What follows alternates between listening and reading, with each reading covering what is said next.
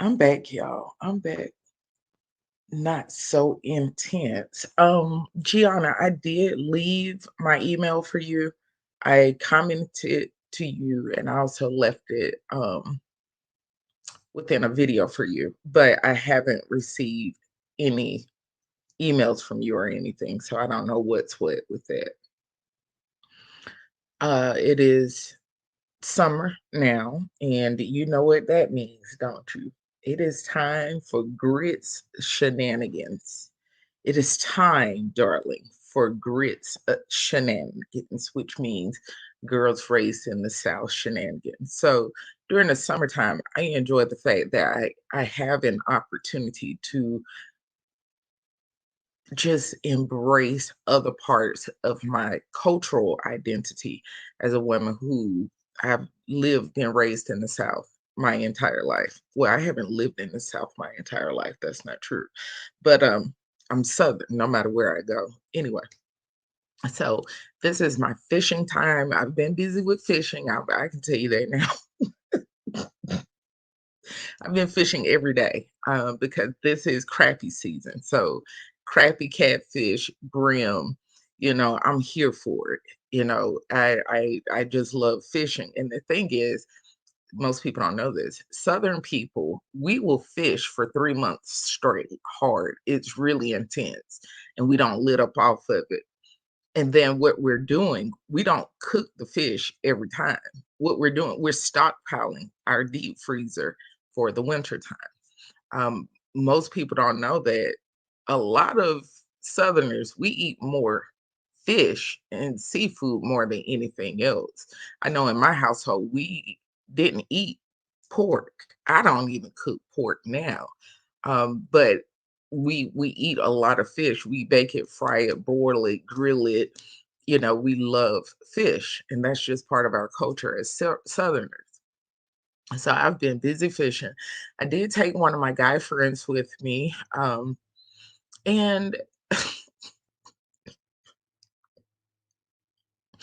think my fishing hobby may have kind of thrown him for a loop because he just kept asking pretty odd questions once we got there. And everything is set up and I'm showing him how to do stuff and, what to expect and just being really supportive as I'm kind of coaching him through it. I even did something that I usually do when I'm teaching little kids how to fish. And that is, I didn't give him worms, I gave him hot dogs. So most people don't know this, but catfish will eat hot dogs. You don't have to use night crawlers. You don't have to use wigglers. You don't have to do any of that. You can take slice a little chunk of a hot dog off, put it on a hook with a cork, and put it in water. A catfish will eat it. So that's why, his bait I gave him was hot dogs, just in case he didn't want to mess up his manicure. Um, just in case he didn't, if it was too much going on, but it was freaking him out that I am picking up worms, I'm, baiting hooks, I'm fishing, I'm getting frustrated when things not going, like certain things be going on about how they biting and all of this because of my brain, I'm fishing. I'm a southern woman. I know how to fish. There are a lot of things that I know how to do that most people would really have a hard time believing. I know how to do them and I enjoy doing them. I'm a grits. I'm a girl raised in the South. But anyway, that kind of threw him for a loop. And I think now we're officially in the friend zone because the fishing trip was a point of no return for him. Like I could tell his brain was saying, I am not going to be living this way. I am not going to be out here hot. I'm not going to be dealing with bugs.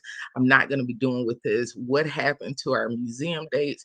What happened to all this rooftop stuff I've been doing with you? What happened to all of that? So what happened? What happened to the church services? What happened to these nice lunch and nice breakfast we have together and just hang out vintage bookstores. What happened to those dates? And I've shifted him into another aspect of my life and it just kind of threw him for a loop. But that's neither here nor there. At minimum, we do work great as friends. He's a great guy, but I needed to see if he could handle other aspects and parts of my life, things that make me happy, and he couldn't handle it. It is also time for four wheeler season and motorcycles and things. That's something else, my spider I enjoy doing as well. So now I have decided that I want a blank slate as far as a four-wheeler. I want a four-wheeler, but I want a blank slate. I want to be inspired to design it and have it made a specific way and customize it and everything instead of the other toy I had, but that was a matching set for both of us when we travel and stuff like that. But I don't want that now. I want to start off with a blank slate, and have everything added to it, piece by piece, depending on whatever I'm inspired by. A totally different theme. I don't know what that theme would be. I mean, I don't know yet. But anyway, I'm looking forward to that. I have a girlfriend. They have a chapter for four wheelers and motorcycles.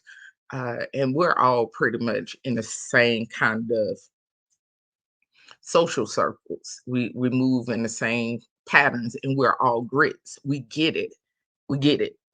When we're out of pumps, when we're out of that zone, that space that we're expected to be in, and we have to present ourselves all of the time. What we do for fun, it does they don't match. I'm just being honest with you. And so they have a club, and I told them, I think I will join, and they understand why I want to join. So I don't even want to do anything with the chapter and organization we used to be with, because that's that.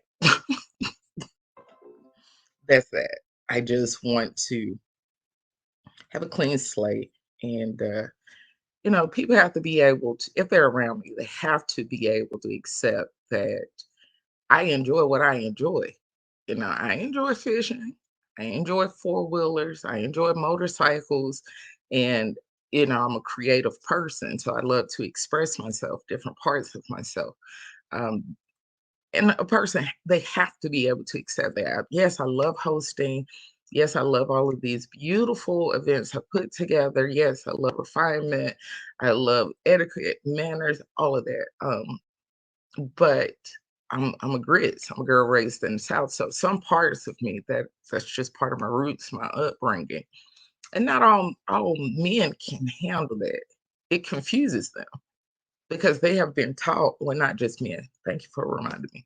Not just men, society. They expect for people to be one dimensional. They cannot handle people who really express every aspect of themselves, embrace it, enjoy it, and understand themselves on every level. They can't handle that. Their approach, they want you to get rid of whatever aspect of your life doesn't fit for their life, their agenda, their motives, their wants, their needs. That's what it's about. I'm not cool with that. I'm not. That's asking me to ignore parts of myself and who I am. I wouldn't expect that of someone else. So don't expect that of me, you know? Velma, I don't know if I used the wrong pronouns when I was talking to this Rio person or not. I'm not sure, but I don't know. I think I refer to them as they, them, their, whatever, because I'm not sure. I saw your comment and I was like, okay, I'm not even getting into that hornet's nest because honest to goodness, I don't know and I don't care what they are. I just know that they are in fact just disgusting. That's it. That's all hard stop. Um, and on to other things. Big Man, I think that was Big Man. I'm pretty sure it was. He was, if you saw his comment, go back to the Mother's Day comment and video, and he was talking about his mom and how she would ball the money up and give it to him. And it's beautiful because how he described that relationship dynamic and how he felt wanted and needed for something, it was absolutely beautiful because as his mom, she spoke to a part of him that a man appreciate being acknowledged about him. And that as a mom, she understood that, but at the same time, she wanted him to know that if he need her, she's there to do whatever she can for him because she's his mom. I just thought that was so beautiful. So go back and read his comment under the Mother's Day video. Sister Ruby, honey, I'm sorry I apologize that I didn't tell you about the notorious Miss Anita Baker and her tardiness and her just ditching events. People decided to make up their own narrative about where she was at. Oh, her health, she's getting up in age now. I hope nothing bad happened to her. She could be laying on her sick bed, her deathbed right now. And all y'all worried about is getting your money back when the ugliest part of that is the following. Anita Baker was at Lettucey's commencement ceremony the next day. She was never in Georgia. She never came to Georgia. She never went to Georgia. She flew her behind clean over Georgia and went to Lettucey's commencement ceremony. And so her fans, I noticed they are, responding like a lot of fans would. They don't want you saying anything negative or bad about Anita. That's their Anita. That's their Anita. You know what I'm saying? And I don't mean no harm. I don't care. I don't care. Wasting those people money and time was unacceptable.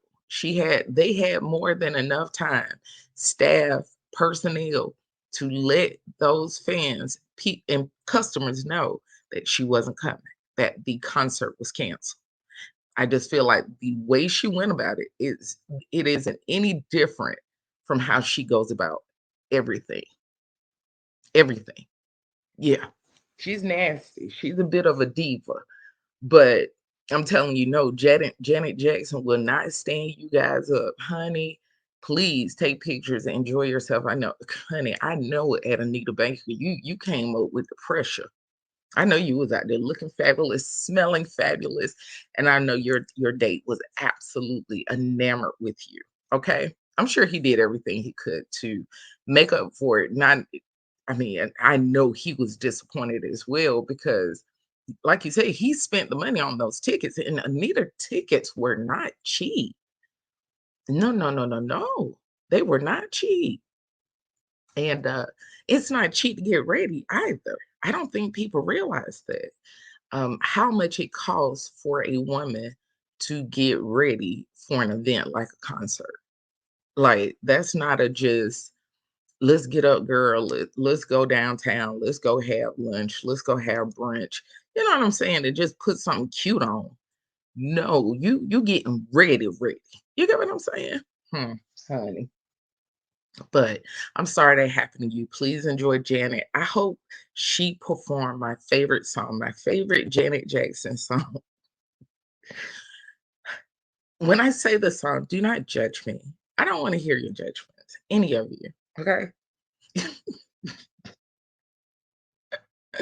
It's my song. And as soon as I finish the video, I'm about to go play it too. Well, I go in here and clean walls and baseboards and stuff because it's not dirty, but you, if you know, you know. If you like your house clean and everything in my house at this time, I'm doing creams, whites, natural tones with pops of greenery. It's more like a spa vibe. And so because everything is white, cream, and clean, that's just my aesthetic. Honey, I be in here OCD about baseboards, walls, everything has to be, I don't know. I don't care if I don't see nothing now. I don't want to see nothing later neither. Anyway, my favorite song by Janet, Rope Burns. I don't know if you know that song. The name of the song is Rope Burns. I love that song. That's my favorite song by Janet. And then the Anytime, Any Place song. That's also another one of my favorite songs as well. But that main one is Rope Burns. You know, Who else would be a good concert to see we haven't seen in a long time?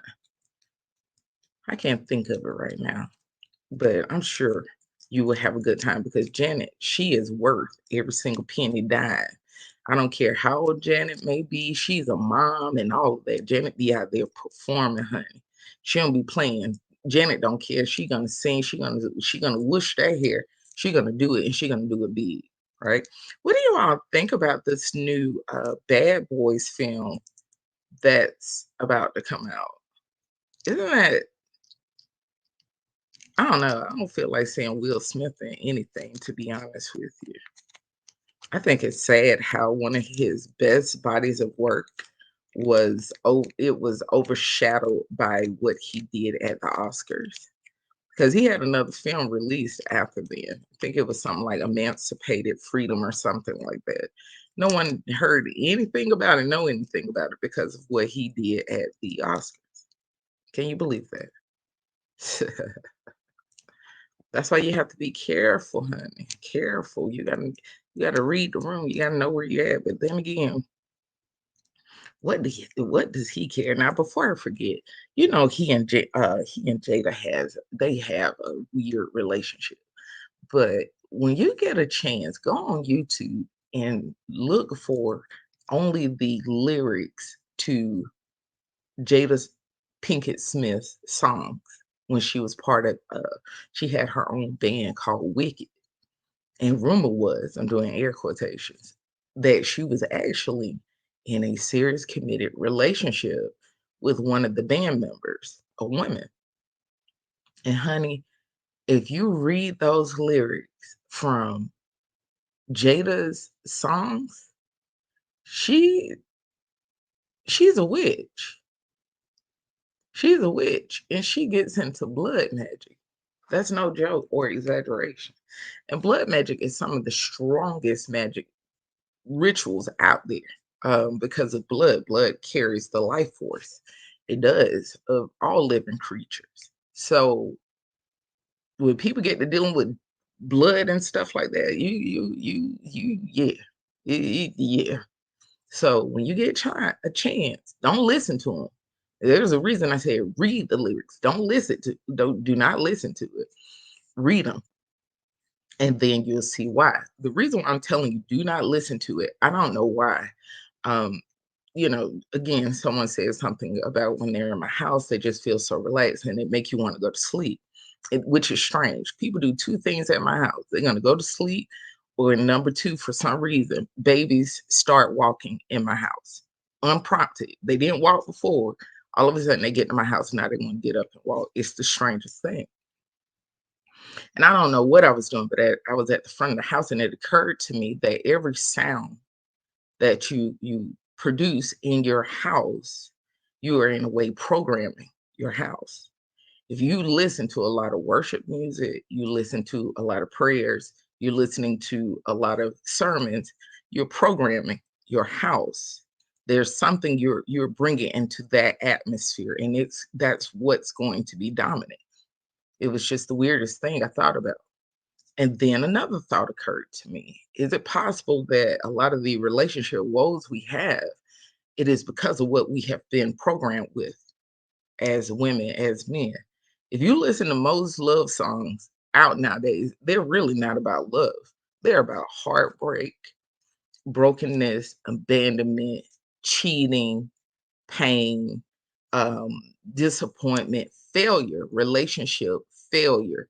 Most R&B love songs, they're not about productive, healthy relationships. And so because of that, if we think of our brain as its own little motherboard or CPU, you're programming it with nothing but failure, doubt, heartbreak, and all of that. And it just dawned on me like, wow, we have to be more mindful of what we're listening to, especially when our goal it is for marriage, it is for children, it is for a life partner. It's not a good idea for your favorite songs to be about somebody's life and love being destroyed. And he ran off, he married a milkman, and he took the car, he ran it into a tree, he got a drug problem, he has the drinking problem, he has, that's not a good idea. That's not a good idea at all. So, um, and I was like, that is interesting. That is interesting. I had another thought too, and after I say this, I'm gonna hop off. It is so concerning to me how I'm watching the black church numbers just dwindle, dwindle, dwindle, dwindle. And it's sad, you know? It's sad. And it dawned on me that the what we're seeing right now, it's the thorn generation. You had the wayside, you have rocks, you had the thorn, and you had the good soil. The church right now, the black church, we are in that thorn place. They hear the word, they receive it, they're delighted with it, and then they just get caught up with the pleasures of this world.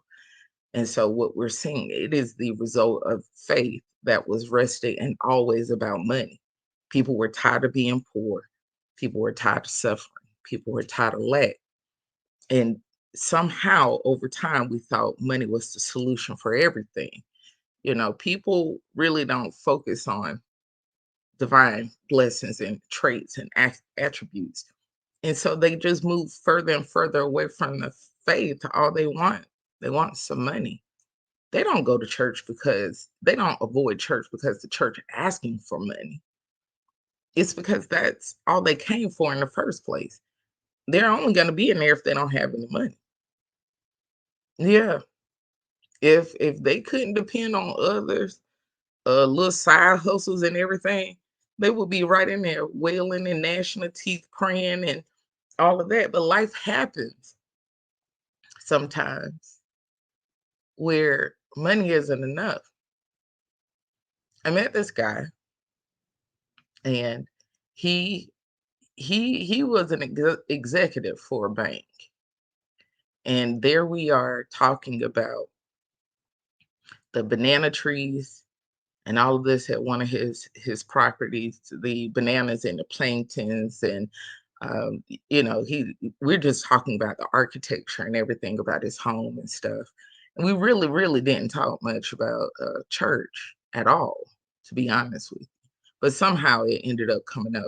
And, I said something to him about what I do at church and how much I enjoy it. And he said he had not been to church since his mother's funeral. And his mother died when he was 12 years old. At the time of this conversation, this gentleman was, in fact, well into his 60s, well into his 60s. And what he was going through at that time that led to him having a conversation with me was nothing short of devastating. And he was very close. I'm talking about very close to losing his life and had decided that he was done living and didn't want to do it no more. Here he is with all of this money that you could possibly hope, dream, imagine, and desire for yourself. He had it already. You see, he was beyond comfortable. If you don't like this house, you can go to another house. You don't like that house, go to another house. You don't want to be in this state, go to another state. You don't want to be in this country, go to another country. I mean, this man doesn't even he didn't even come into the area in a regular airplane like everyone else. No, he had a private jet that brought him into a private airfield, and that's how he got there, right? But here this man is. He's ready to let it all go. He's done. He can't take it no more. He's tired of hurting. And honestly, he's probably he's probably the wealthiest person I have ever met in my life. Yeah, I mean, thinking about it, yeah, he is. And that was a Saturday. Sunday came because Saturday, I say, if you want to come to church with me, you can. You never know, you might like it. There you have this white man, well in his 60s, in an all black church, And he sit there and showing him where the scriptures are at, showing him, when to stand, when to sit, different parts, man. And it changed his life. It saved his life. It did. It a man who was he was trying to leave here, y'all. He did some stuff to leave here, and it didn't work. By the grace of God, it didn't work. And I'm saying all this for a reason. People running around and everything is about money, honey. And I can tell you they are miserable. Yeah, they are the thorn generation. Just read the scripture about the thorn part of it.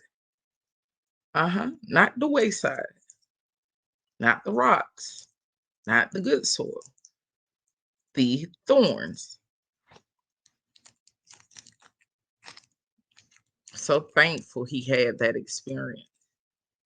Because, see, rich people need someone to minister to them too. But the way these people run after money, they're going to miss that calling too. Because as soon as they get close to somebody with more money than them, they got their hand out. And that's embarrassing too. Because they have feelings, needs, and they've been through this journey of life just like everyone else. We don't know what their upbringing was like, if they were abused, what, neglected, we don't know. All they see is the money. But they are living, breathing people just like you and I, even with excessive amounts of money.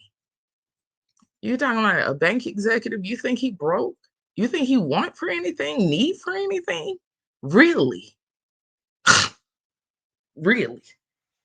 He's not one of these little hip hop artists or something, somebody singing and shucking and jiving for money. His brain get him money. His brain tell everyone else what to do with the money. You see, that's powerful. And even with that much money to be entrusted to protect it and increase it, something going on that just made he was done. And people don't care about that. They don't care about that. And we should. We should. But that's what came to me. This is the thorn generation. I'm not talking about young people. I'm talking about it was even going on when Bishop G.E. Patterson was living, because he even preached about it. People being addicted to the prosperity gospel. He talked about it, and it has gotten so much worse since then.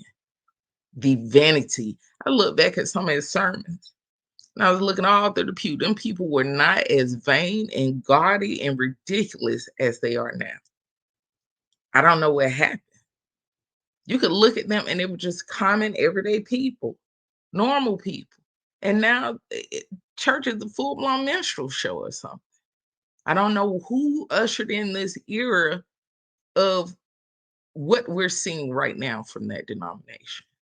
I don't know which bishop person responsible for it, but someone are responsible for bringing in that era. When you get a chance, look at, you ain't even got to listen to the sermons. Just pay attention to the people in the pew, how they look, dressed, behaved, and compare them to what we're seeing right now. Let me go. So I can go in here and make just washing walls and playing with baseboards and all of that. Honey, I just love a clean house job. I'm serious. I don't know about nobody else. I just love everything immaculate and clean, honey. I love it. I absolutely love it. It's just your house should always. Oh, before I forget, if you look on my community page, you will see a few other the arrangements that I made for some of my sister girls for Mother's Day. Have a good one. Bye.